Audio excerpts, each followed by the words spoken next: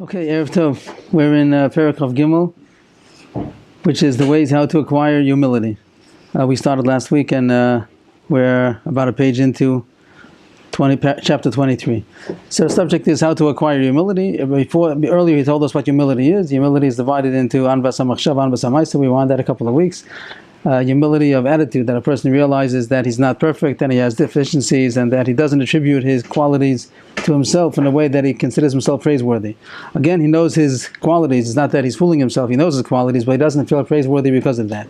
And this parak is talking about how to acquire this this attitude. Also, the issue of humility also includes Anvas HaMaisa, that he also acts. So he acts in a humble way, which he's divided that into four subcategories, which were mentioned earlier.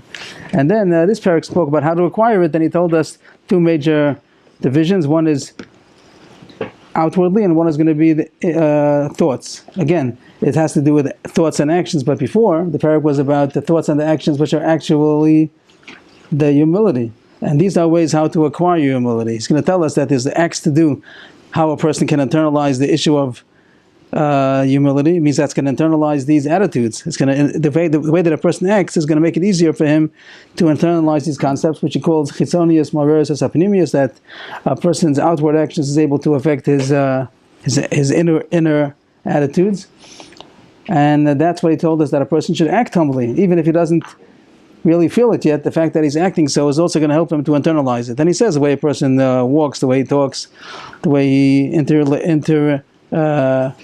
relates with people, all that is going to help him to be humble. But we gave a warning at the time that if a person is doing it without the intention of internalizing these concepts, it's not going to work. On the contrary, it's going to become a tzavua. He'll be somebody who's an imposter, and this doesn't make him any better. If a person just wants to be outwardly humble and doesn't have any intention to make himself inwardly humble, but if a person is doing this with the intention of integrating these concepts, so then it'll help him. That was the first point of Hergel. He called it Haragilus, that a person makes himself more regular in the way that he acts. He acts in a humble way, that'll help him to internalize these concepts. And now he started talking about the different ideas that a person contemplates upon that's going to bring him to the attitudes that were mentioned in the previous parak. So now we're all talking about mental thought attitudes, but there's a difference between the attitudes that were mentioned in the previous parak and this. The ones before are the actual humility. The fact that a person knows that he's not perfect, the fact that he has deficiencies, the fact that he has an assignment, the fact that he got it as a present. All of these are the actual thoughts of humility. Here he's going to tell us thoughts that are going to help him to internalize those thoughts. Thoughts that are going to help him to internalize other thoughts. So one of the Mefarshim on the Mesillas Yeshorim, he explained it as intellectual and emotional. Could be that it's a nice division. Before we have the intellectual ideas, what really he should think. They're really true. But a person sometimes doesn't like to think those thoughts. So you have to get him thoughts that are going to shake him up. These might be a bit mezazea. It might be shaking the floor from under him, that he's going to realize it. But this is not the end of the humility. This is going to be that it's going to really enable him to realize the concepts that were mentioned earlier, that we related about 5 concepts that he said that are the actual humility, that a person just go over them again because we'll be trying to get them, so we'll try to see how they connect. The first one was that no matter how great a person is, he has chesronos, and the fact that he has deficiencies. No matter how many qualities he has deficiencies, and he doesn't allow the qualities to block out the deficiencies. He realizes that he has deficiencies also. There's an interesting thing that somebody brought out, and maybe we mentioned it already, I don't remember exactly what we spoke about, that it seems like a big chiddush, that just because a person has deficiencies, so that dims his praiseworthiness. He has great qualities. I think some people also, when we spoke about it, had difficulty with it. What kind of rule is this? That a person who has some deficiencies, he's not praiseworthy. Of course the actual qualities are this is a good quality, this is a good quality, but you talk about the person as a whole, the fact that he has deficiencies, that stops him from being praiseworthy. The person as a whole is not praiseworthy. So we said, to me, it seemed to be a chiddush of the Mesillas Yeshorim, but it was proven that everybody testifies to this, everybody admits to this. The arrogant people themselves testify to this, because when you talk to an arrogant person, let's say you would want to honor him for great things that he did, But in the discussion, it's going to come up a point of some deficiency that he has. So he would ask, please call off the whole dinner. I don't need it. If you're going to mention even any kind of fault, then it's not worth for me all of the praises that you're going to say about me. So you ask him why. We're going to say great things about you. One little deficiency is going to come out. Let's say he is a great, wealthy man, but it's going to come out in the discussion that his wealth was due to a mishap. He inherited it, or that had nothing to do with his wisdom. He's not wise, it doesn't come from his wisdom. He's not able to have a. So he would say, forget about the dinner. I'll give the money without the dinner if he will or not. But he doesn't want to have any blemish. Why is that so? If a person realizes, of course I have deficiencies, but I have qualities also. And right now they're praising the qualities. Not good, because everyone agrees to this yesod of the Mesillas Yeshorim, that in order to be praiseworthy, it's only when he's 100%, 100% completely praiseworthy. If he has any deficiencies, it's a stain on his shleimus, on his perfection, and he's not praiseworthy. So if it makes sense or not, the Mesillas Yeshorim is saying that it is a truth, that lo navasi la, that praise is only due to him with a capital H, only to Hashem. Hashem is the only one who's praiseworthy because he's perfect. But if somebody doesn't have perfection, he's not praiseworthy. Therefore, if a person would remember the deficiencies that he has, he wouldn't be able to consider, he wouldn't be arrogant. So that's the first thought that he said, that a person should always remember his deficiencies. Second one was that even in his qualities, he's not perfect in them either. The qualities are also limited. He's not perfect even in the qualities that he has. Third point was that he's only doing his nature. This is his nature. Somebody else doesn't have that nature. If it would be the opposite, the other person would have the nature. It's not something to consider himself praiseworthy, the fact that he was created that way. That's another point. And after that, he says that most of the qualities people have are usually given to him for the sake of others. It's like his assignment, his job. So if he's made wealthy or wise or powerful, it's in order to help other people. So the same way the teller doesn't feel like a wealthy man, even though he has a whole drawer full of tens of thousands of shkolim or dollars, because it's not his. It's just given to him to give out. So too, a person who has qualities, either money or wisdom, it's given to him in order that he should be able to help other people. So he shouldn't feel arrogant because of that. And the last point was that Hashem gave it to him, and he on his own doesn't have anything, and it would be, on the contrary, not a reason for arrogance, but a reason for embarrassment, that he's like a poor man who's getting a handout. So he doesn't feel arrogant because of his qualities, he feels humbled by the fact that Hashem is giving him things that he doesn't have on his own at all. Those are the actual thoughts of humility, and now he's going to say thoughts that are going to help him to internalize it. People shy away from these kind of thoughts, and for some reason, and he's going to tell us thoughts that are going to be able to drive it home. So he says that there are different areas of contemplation that a person can help to acquire these thoughts. And the first one he told us was Akavya ben Malalo. That's in Pirkei Avos, the third parak. And over there he's not talking about humility, he's talking about how to stay away from sin. But the Mesillas Yeshorim says that these happen to be very helpful in getting across, driving in the ideas of humility. And he says, from where do you come? From where are you going? And before who are you going to give a din v'cheshbon? And he describes how when a person thinks about what he is made of, his essence, he doesn't feel arrogant. He feels low. He feels humble. When a person thinks about what's going to be with him at the end, also it humbles him. Even if right now he has greatness, but the fact that one day he's going to be in the dust and he's going to be food for worms, that he can't be arrogant at the same time that he's thinking of that. And the third thing that he elaborates is that when a person thinks about the ma'amad, not the actual, he thinks about the scene where he's going to be giving a standing trial before the heavenly court.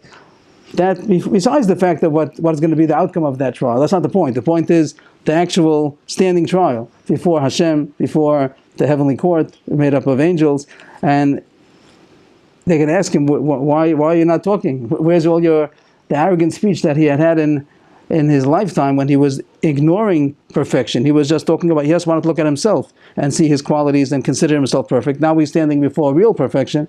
He doesn't have anything to say. When a person would realize that ma'amad, that scene, he would, he calls it a all cure. It would be a one-time cure. He seems to say that the first two are not as strong as the third one. The third one, if a person would one time be able to picture it vividly, he would never have any issue with Gaiva again. It would fly away from him, this issue of arrogance, and never would return.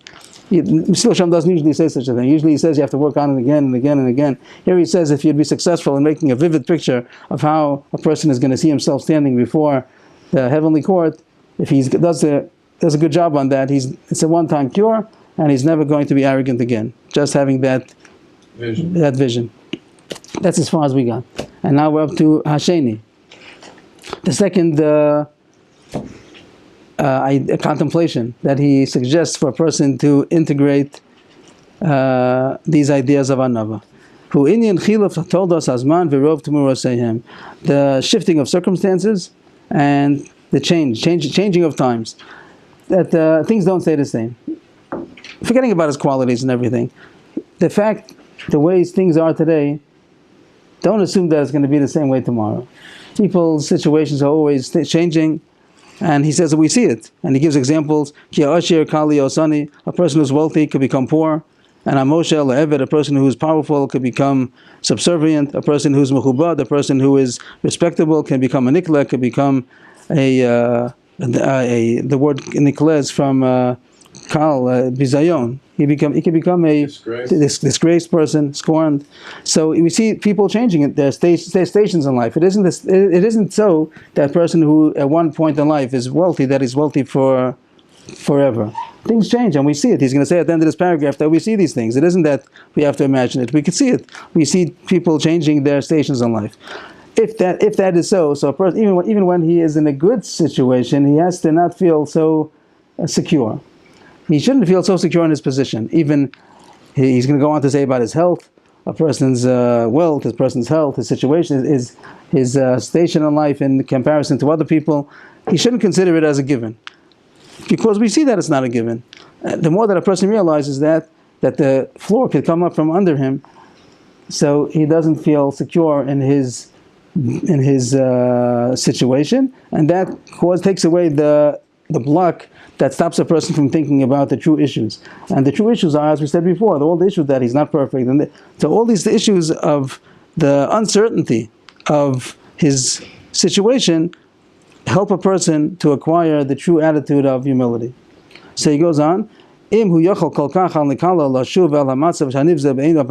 he's able to so easily to return to a situation which today he considers a disgraceful situation, if he considers a disgraceful situation, if he'd be in this situation right now, like he'd be poor and subservient and scorned, he wouldn't be a balgai, he wouldn't be arrogant. But right now he's in a wealthy and healthy situation. But if he realizes that that's not a given, it isn't a cement floor under him, and he might come to be in a situation, he could easily fall into that situation.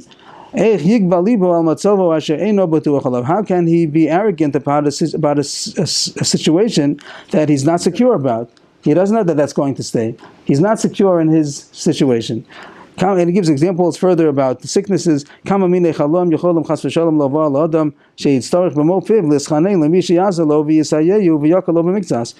sicknesses could come, God forbid, on a person that he's going to have to plead for people to help them just to make it a bit easier, to ease the situation a little bit. He's not trying to make a person a dreary life. He's trying to say that don't feel arrogant. How many troubles can come upon a person? A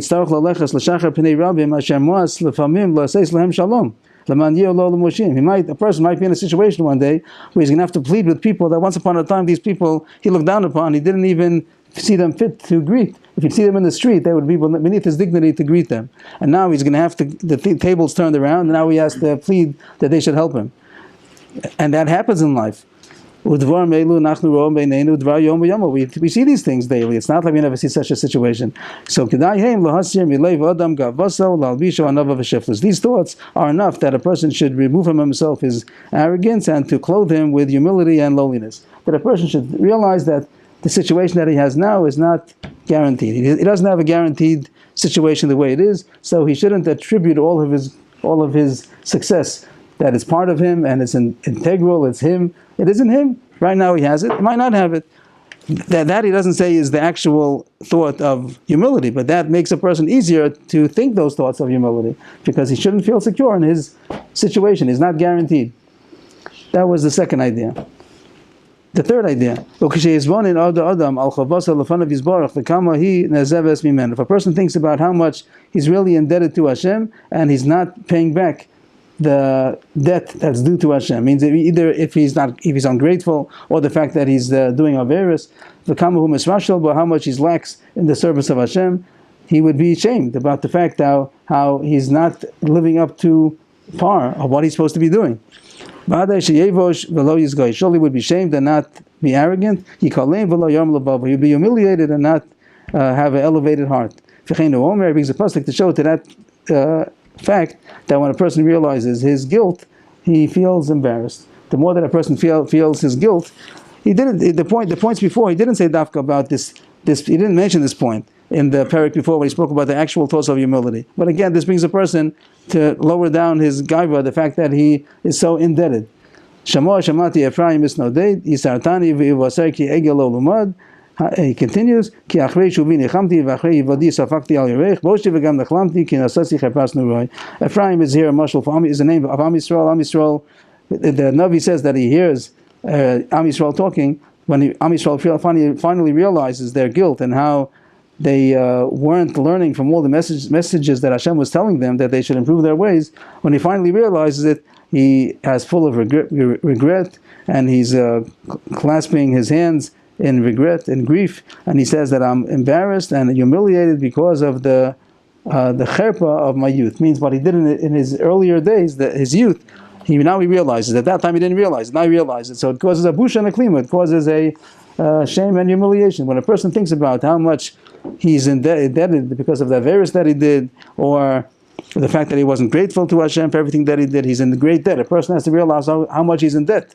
That feeling in debt takes away arrogance. A person who's in debt doesn't feel arrogant. So when a person feels that he's in debt, he realizes the debt that he has to Hashem, either because of a virus or even not of a virus. Just the fact that Hashem is giving him so much, Hashem is showering him, and he's not able with goodness, and he's not able to pay back for it. So that makes a person also to feel humbled. And the last thing he says, as the one more point about how to acquire humility. Above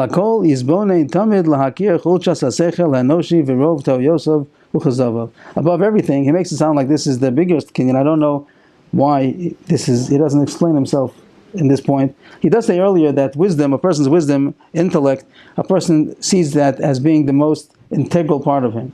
Other qualities that he has, in truth, wealth is not actually the person. Power is not actually the person. Those are situations that people are in, and they attribute it to themselves by mistake. But wisdom is something that's the actual person, so a person has more reason to attribute a quality to himself. So he says that a person should realize that great quality of intellect, we see how many people make mistakes, how many people are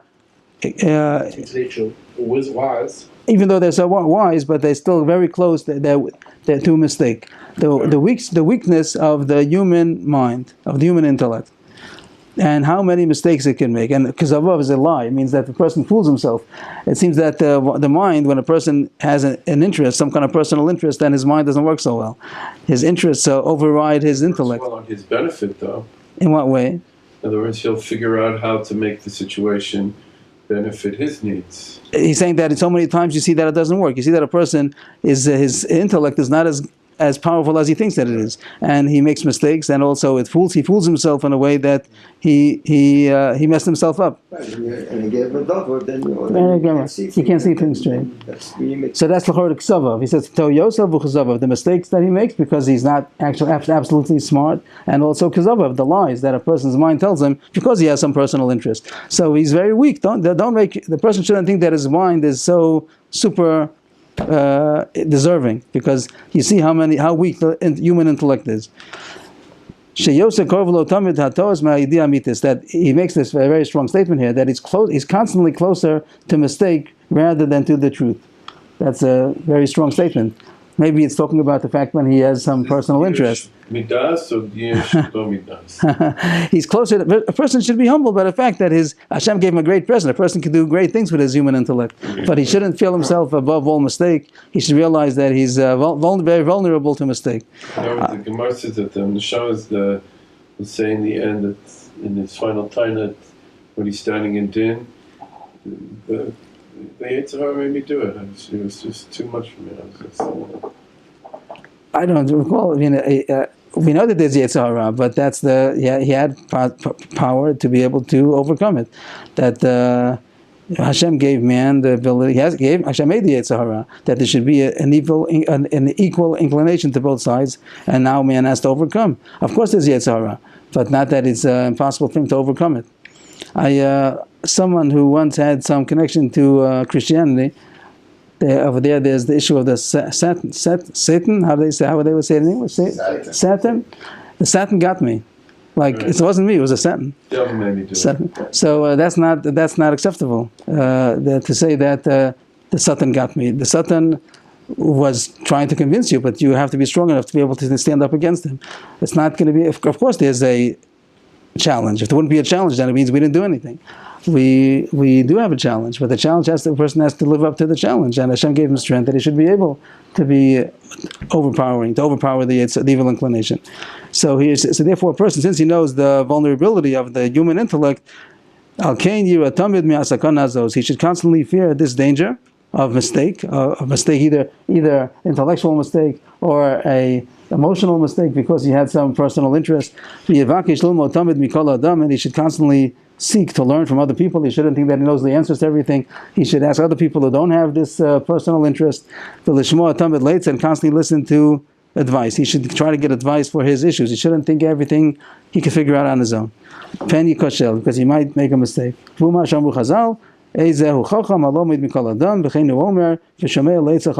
proofs to the last 2 points that he said, that a person should constantly learn and constantly hear advice.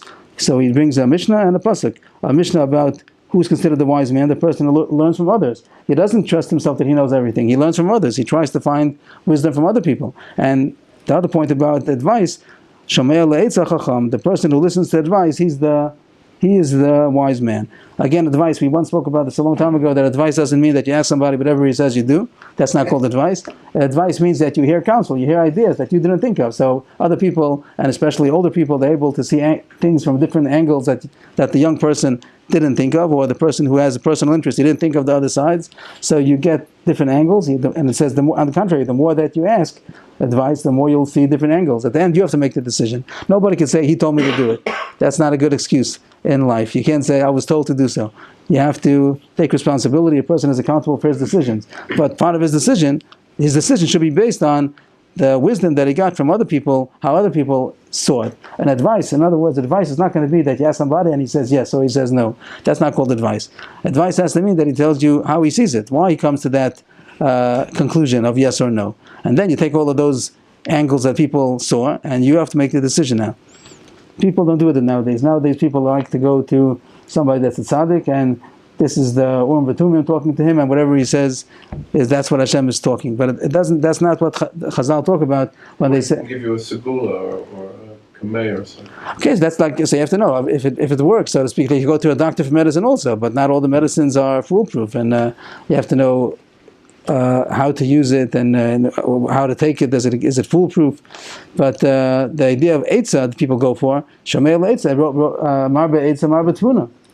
The more you ask counsel, the more you'll have understanding. That the salvation will come with more advice that you get. And according to the way people are doing it nowadays, that they ask somebody whatever he says they do, it's on the contrary. If you ask two people, now you're confused again. When you ask only one person, whatever he says goes. You ask two people, three people, now you have a bunch of answers, now you don't know what to do anymore. But that shows that's not what Chazal meant. Chazal didn't mean that you go for advice and whatever you're told you do. Advice means that you hear different ideas, at the end, right, the investigation and different angles that they would see that you didn't see from your point of view, they're able to see from their point of view, and then you take all these different stadim, these different sides, and then you weigh it, and you have to make a decision. You're accountable for the decision. But his point is, don't do it all on your own, get advice, get the different angles from other people.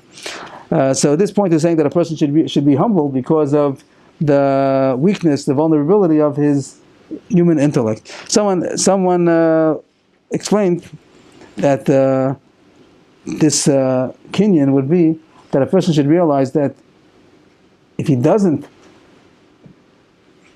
he scorns other people's wisdom and only sees his, if he scorns, he doesn't look up to other people's wisdom. He only thinks that he's the wise person.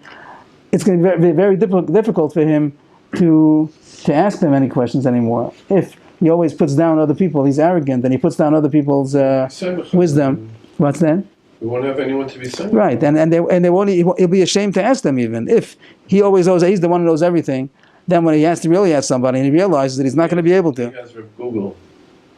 That's all the answer. So therefore, he says that one of the Kenyanim. I'm not sure if this is a shot on the sefer, but just the thought is true, even if the sefer doesn't mean that. That a person should realize that he better be humble, and assess other people's wisdom, what they deserve to be assessed, because if not, he's not going to be able to get advice. He's going to be, there's going to be a block. He's not going to be able to access other people because he already put them down. I don't think that that's what the Sefer means, but the idea seems to be true.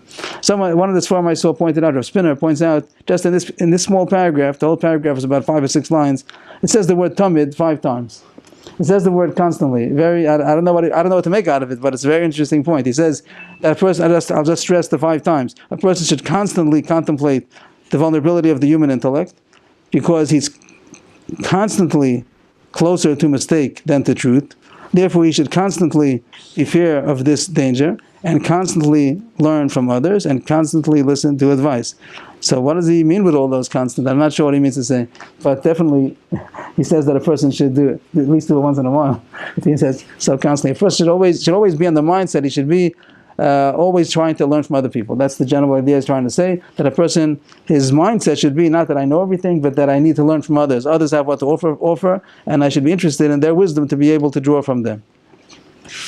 So these are his points about how to acquire humility. These thoughts should shake a person up, and he should be able to emotionally accept the intellectual ideas that were mentioned in the previous parak. The Akavi ben Malala is one that includes 3 subcategories: Ma'in Vasa, Lanat Holech, Lifnei Atem Yaseh Litin Din V'Cheshbon. Second one is about the different shifting circumstances in life, that nobody's guaranteed to be in the same circumstance that he's in presently, even if it has to do with wealth and health. That also, besides all of his other qualities that he has, the person thinks that he has all kinds of qualities, but the basic situation that he's in right now, it's not guaranteed. He shouldn't feel secure about it.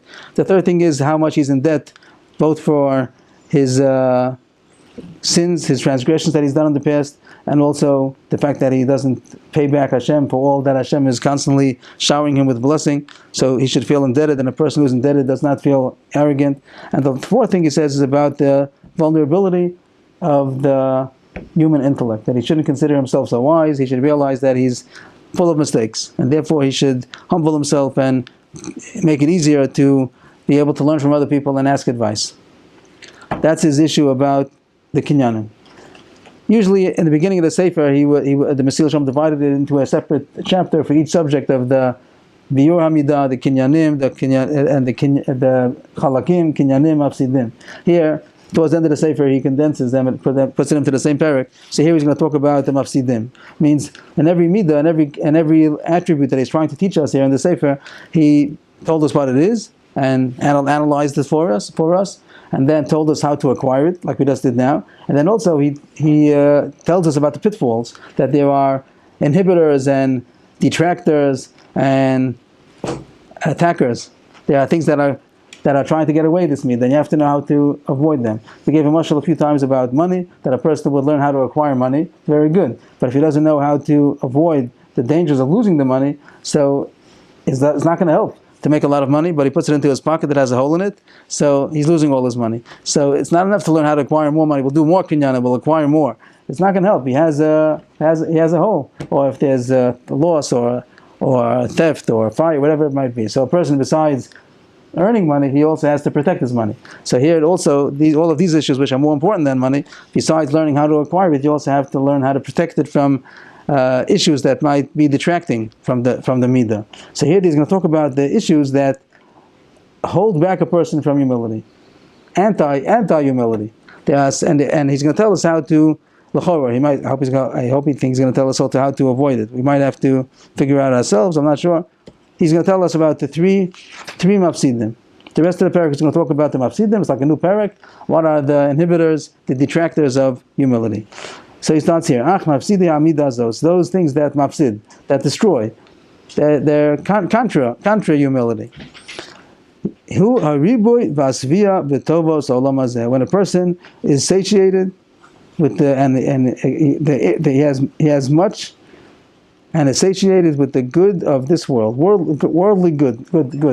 Is that overindulgence? It doesn't, no, that's interesting. It's not the one overindulgence. It's talking about the fact that a person, even the word saveya, saveya means that he's satiated, comfortable.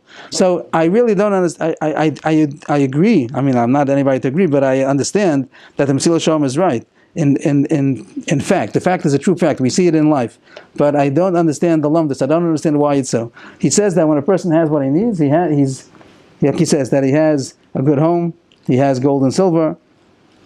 That is a danger of forgetting Hashem. Why is that so? And then he thinks, and it says to Klal Yisrael, don't think that it's in your merit that you're going into Eretz Yisrael. It's probably in the same area, these psukim. He said, Pentochal v'savat. I think you're right that it's in this same area. He speaks the pasuk. Hashem took us out of Egypt. We're 4 years in the desert. We're, we are in a cover. We were mamish like we adored Deav. Obviously, the Russians bringing us in because look how great we became in just 40 years. But his point here is his point here is to say that when a person has it good, when a person has a good life, he's in danger of falling into arrogance. And the way the Mesillas Yeshorim is going to say that all of the other, let's say a person thinks that he's wise and whatever else you want to say, other examples, he thinks he has some qualities. The fact that he is satiated and he has a nice home and he has money makes him also think that he's perfect. That, I don't understand the lumdus, why that is so.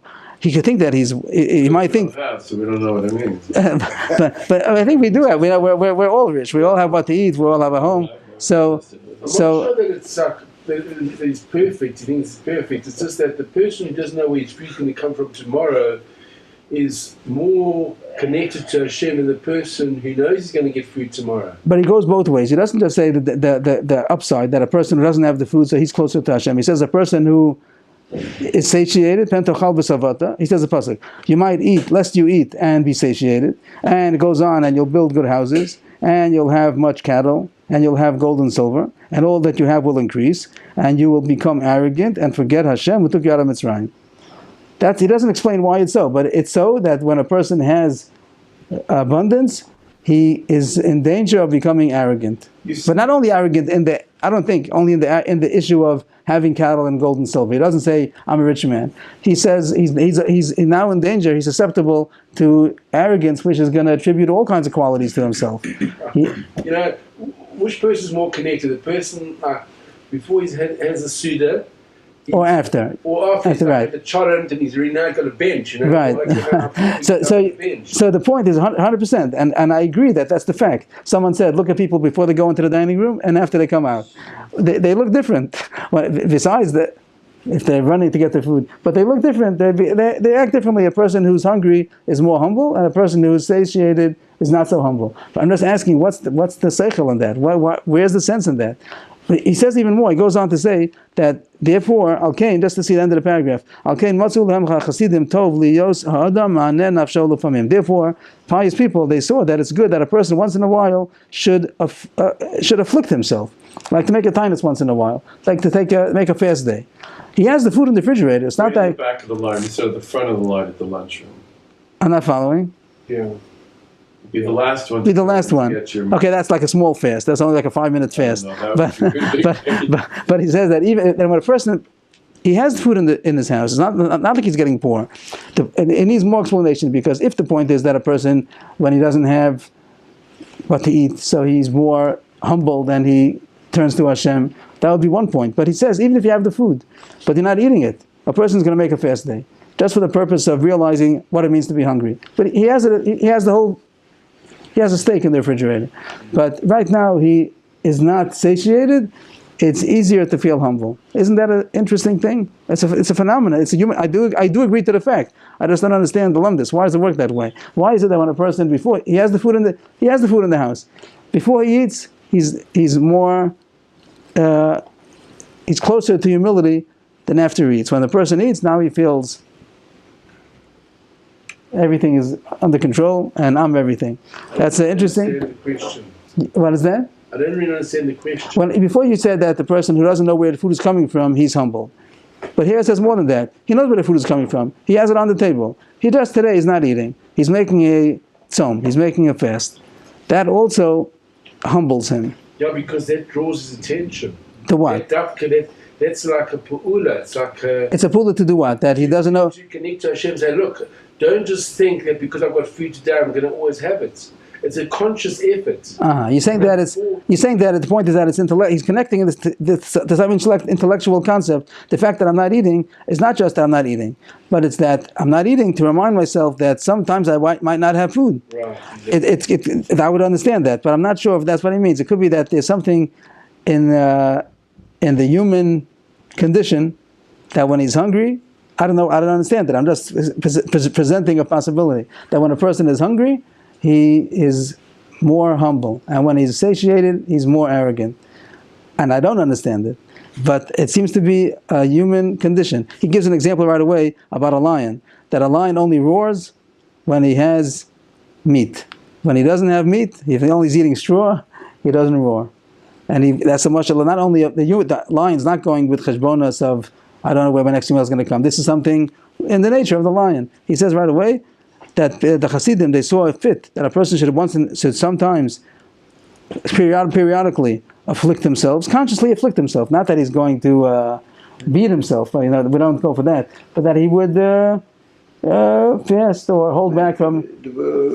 That they used to fast Mondays and Mondays. Yeah, so that might be for tefillah tachanunim. Here, the point was just that he should laman hashpil yetzer hagaiva, in order to lower the inclination to arrogance. A person who is not eating for a day, even though he has the food in the refrigerator, he humbles his arrogance. Why is that? Well, the Gedolim that went on trips, the going whatever, they went away for a year and they the same idea.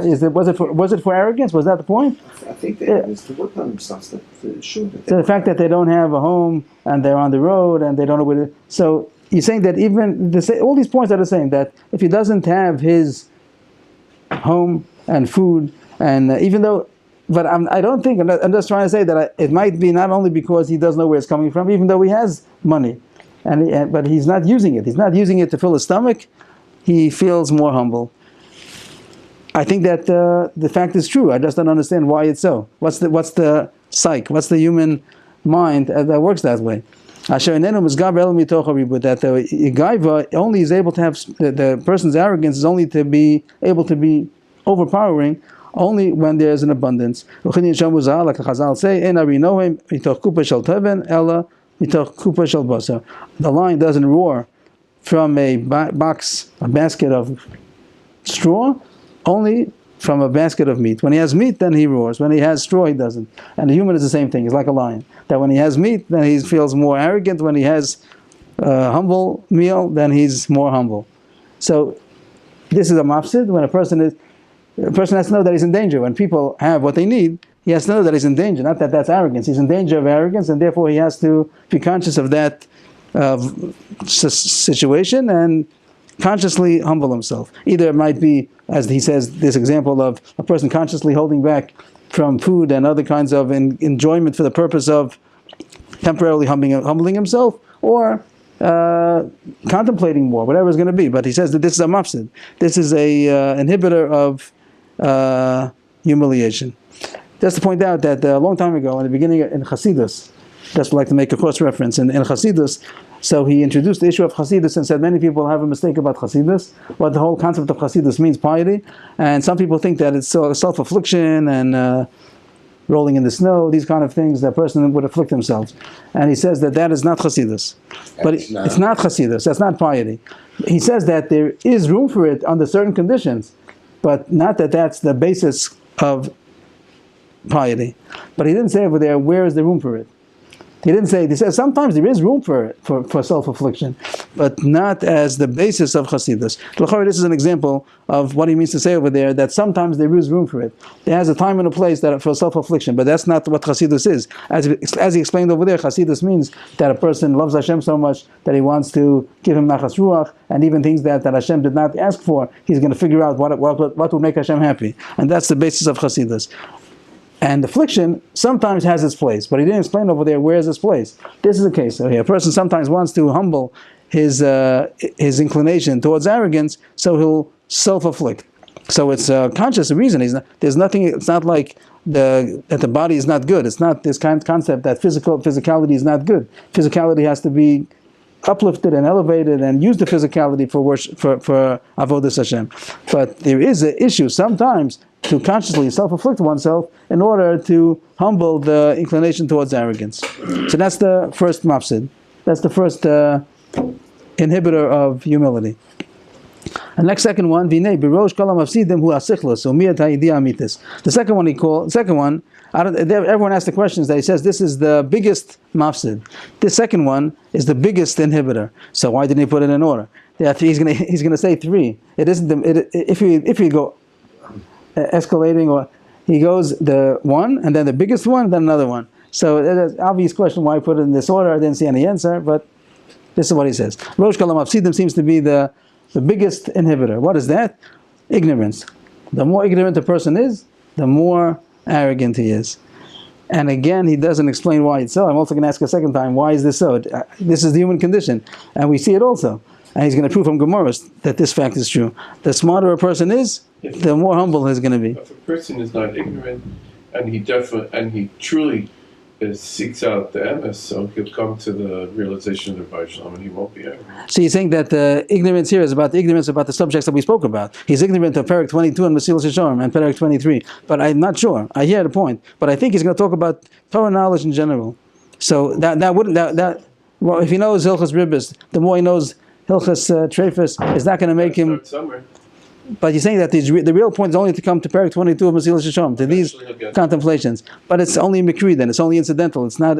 So let's just read it. He says that the biggest mafsid is sichlus, means foolishness, and lack of true knowledge.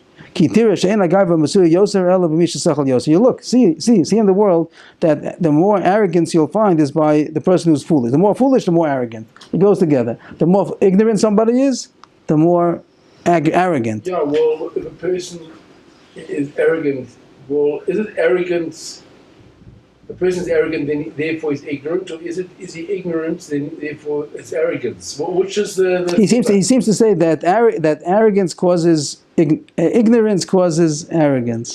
A person that when a person is ignorant, he'll be arrogant. When a person is wise, a wise man, is less reason that he should be arrogant. We might think the opposite. The ignorant person should say, I'm ignorant. He should realize that he has big reason to be humble. And the wise person maybe would have more reason to be arrogant. He says, no. The fact is that you only find you find arrogance by fools. Rabbi Avrohom Citrin, the Chazal say that you could, the siman, the marker to find arrogance is when there are people that are ignorant in Torah. If they're ignorant in Torah, then they're going to find, you can be sure you'll find the arrogance over there. What? Is it only Torah or? I don't know. I'm open to suggestion. The examples he's going to bring seem to be Torah, but I don't know. I'm open to suggestion. Yes?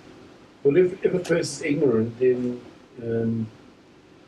he actually doesn't know. It's like he doesn't know what he's missed. What's there. He doesn't see the big picture. He doesn't know what perfection really means. He doesn't even have a picture of perfection, so he thinks that he's there. Right. It could be. He says a Chazal. This is a Zohar. First of all, the Gemara in Sanhedrin that a siman for Gaiva is Aniyas the Torah.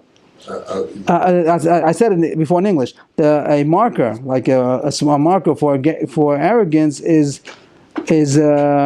poverty in Torah. It means when you find poverty of Torah, you could be sure that you're going to find arrogance over there. This is a Zohar that he's quoting. A siman that a person doesn't know anything is if he praises himself. A person who praises himself, you could be sure that he doesn't know anything. This is the Gemara in Bava Metzia. If there's a jug that only has a few coins, it makes a lot of noise. If you have a full jar, if the jar is full of coins, you don't hear anything. It's quiet. You pick it up, you move it around, you don't hear anything. But if you have a jug that only has a couple of coins, and you move it around, it makes a lot of noise. In English, empty vessels make the most noise. Oh, so this is empty or empty vessels. So the empty doesn't mean say empty completely. It means that it has a little bit in it. Exactly. So that's the point. That's the same saying that Chazal say. So he's saying that the person is empty of wisdom or very little. So it means the little bit that he has to make a lot of noise about it. But if he's full of wisdom, he doesn't have to make noise. Maybe we're getting to the answer. How come this is so? Because the person who has very little wisdom, he has to find self-worth. So he has to make noise about it. The one who's full, he doesn't have to make noise. It's full. I'm full of coins. I don't have to. But the person who doesn't have a lot of coins, so you look in the jug, you don't see anything. So he has to make a lot of noise. I'm here. So a person who's ignorant, he has to take the little knowledge that he has and make a big fuss over it, that people should realize that he's somebody. But the person says he's got a lot of money. That person has Right, right. You find it very much in not only in announcements, but the person who has the money doesn't feel the need to spend it in the way people see it. The person who can't afford it, he has to take a loan in order to fix up his house. So he makes the fancy house, then he gets the fancy car. I know people like that they're rich and you don't notice it. And the fancier house they live next to, they're the ones who took the loan. They're in great debt because of their house. Odam Rushalu Lilana Israk, Mipnei Kolchem Nishma. Amru Halavai Yakovin Nishma V'Nizacher. A similar chazal. This is a medrash. The one before about the coins was a Gemara in Bava Metzia. Then he brings a medrash that says they ask the non-fruit bearing trees, why do you make so much noise? It means the trees that don't bear fruit, it's called Ilan Tzrak. So when the wind blows, they make a lot of rustling of the leaves. The fruit-bearing trees don't make such noise. So they asked the non-fruit-bearing trees, why do you make so much noise? They say, Alavai, somebody should hear us and should remember us. Means that the fruit-bearing trees, everyone's conscious about them. They want to get a pear, you want to get an apple, you want to get grapes. So people are looking out for them. But the trees, they don't give any fruits, so no one's noticing them. So they want to be noticed. So they make noise. So the same thing, the Balgaiva, the person who has little to offer, he makes a lot of noise that people should notice him. The people who have what to offer, they don't have to make the noise because they're noticed anyway. You find that Moshe, who's the select of humankind, was the most humble. Means the person who has more to offer doesn't have to make the noise. He makes less noise. He feels his worth. A person has to feel worth. Even though we're talking about humility the whole time, it doesn't mean a person feels he's not worth anything. It just means that he knows he's not perfect, and he doesn't talk it into himself to fool himself that he's perfect. He remembers he has deficiencies. Moshe Rabbeinu didn't have a problem to think of his deficiencies, but he still had self-worth. But a person that doesn't have self-worth, self-worth has to announce it. That people should, whatever he does have, people should realize that he's worth something, or else he's so down by the fact that he's not worth anything. So that's the more ignorant the person is, the more he's in danger of arrogance. The more wise wisdom, maybe not only wisdom, according to this explanation, maybe not after wisdom of Torah, maybe anything that makes him worthy. Whatever person is more meaningful, has more meaning to him, he's more worth something, so the less reason he feels that he has to announce it to people. So it could be not only in Torah, it could be in any milah which is considered a true milah.